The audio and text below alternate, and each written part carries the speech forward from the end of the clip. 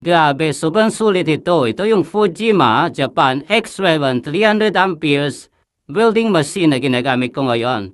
Compact pero sobrang lakas. Kaya niyang umabot hanggang 300 amperes kaya kahit heavy duty welding, kayang-kaya. Ang ganda pa kasi inverter type siya. Kaya tipid sa kuryente at stable yung performance. May digital display pa para kontrolado mo yung settings. Perfect talaga kung DIY ka man o maliit na negosyo. Portable na, powerful pa.